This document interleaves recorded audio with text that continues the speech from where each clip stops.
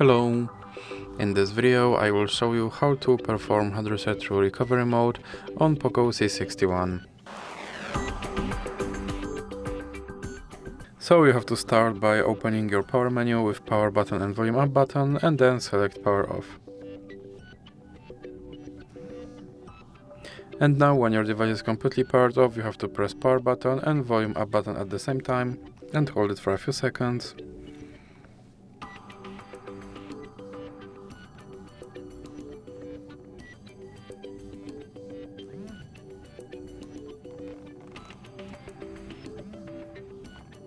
And you can let go of power button when you see your logo on your screen.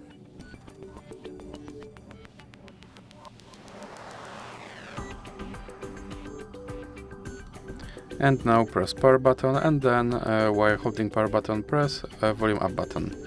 And as you can see, I'm now in recovery mode. And here you have to navigate using volume buttons and select with power button.